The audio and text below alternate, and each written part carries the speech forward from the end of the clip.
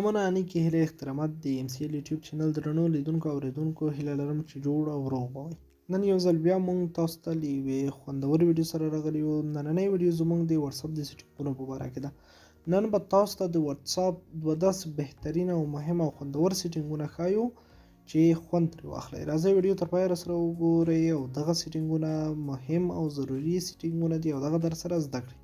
تاسو به دوستانو لومړی سر کې خپل واتساپ راخلاص کړئ. کله مو چې واتساپ راخلاص کړئ نو اول نمبر سیټینګ چې کوم دی هغه د دې لپاره دی عکس ولیږو یا ویډیو ولیږو نو هغه د همغه کس ته په اتومات ډول ور ډیلیټ شي.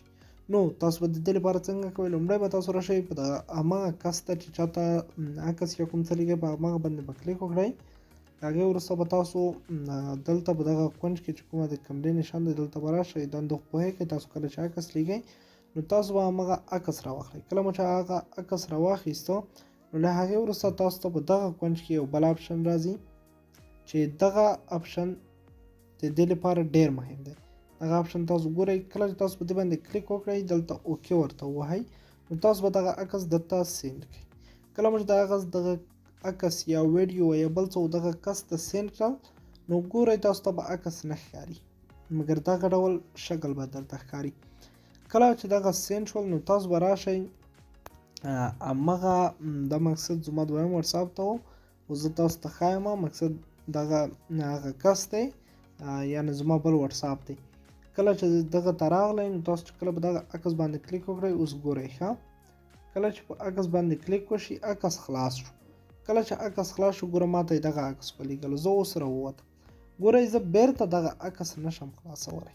تاسو وګورئ دا په اتومات ډول د معنی ډیلیټ شو. نو لومړی دغه سیټینګ دی ډېر خوندور سیټینګ دی. کله چې تاسو چاته ویډیو لیږئ ویډیوز لیږئ فوټوز لیږئ نو په هغه صورت کې کله چې دوی ستا دغه ویډیوز فوټوز یعنې عکسونه یا ویډیوګانې اوپن کوي دغه دوی ګوري له هغې وروسته دوی ته په اتومات ډول ورختمیږي. دوی له هغې څخه استفاده نشي کولی خو که سکرین شاټ یې وانخیسته نو دغه د یو خوندور سیټینګ. دوهم سیټینګ چې کوم دی هغه کله چې تاسو په فیسبوک کې یو ګروپ لرئ مثلا دغه ګروپ دی زما دغه ګروپ لرئ په دغه ګروپ کې تاسو غواړئ دغه د مینهوالو یا کومه غوښتنه ورنه کوئ یا کومه غوښتنې دوی عملي کوئ یا کوم بل څه کوئ نو دلته یو سیټینګ بل دی د پول په نامه.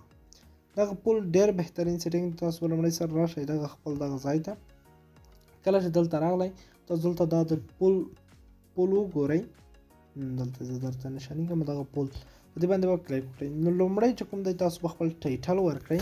مثلا زه دلته په پښتو کې لیکم زموږ چینل نه څومره راضي یاست یا مثلا تاسو لیکئ زموږ د نشراتو څومره راضي یاست. هر څه مو چې لیکلو دلته سوالیه ورکړئ. دلته راځم بیا لیکم په آپشنز کې مثلا زه لیکم دلته یو څو فیصدی لیکم مثلا 100%.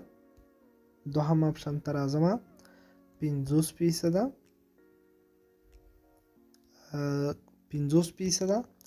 دریم آپشن ته راځم 20%. خو مثلا هر څومره آپشنونه هر څه چې ستاسو په کار و نو همغه به تاسو انتخاب کړئ. کله مو چې هغه انتخاب کړل نو له هغې وروسته به تاسو راشئ دلته په دغه چک باندې کلیک وکړئ. دغه به تاسو ولیکئ. دلته ستاسو پول جوړ شو. اوس به تاسو ته خلک څنګه کوي لایک به درکوي رای به درکوي چې مقصد 100% ستاسو نشراتو یا ستاسو چینل نه هر څه چې و له هغې نه خوشحال یا 50% یا 20% نو تاسو به د خلکو نظریه اخلئ. زه راغلم دلته مثلا ما په 100 باندې کلیک ورته وکړ یا ما په 50 یا ما په 100 مثلا هر څه باندې چې کلیک کوئ هغه تاسو پورې اړه لري. مثلا 100% ترې خوښ یم خلاصه ده. نو دا دوهم مهم سیټینګ او خوندور سیټینګ چې تاسو په خپلو ګروپونو کې ترسره کولی شئ. نو دا زموږ ویډیو تر بله ویډیو مو په خدای سپارم. زموږ چینل سره پاتې شئ. زموږ چینل در سره سبسکرایب کړئ.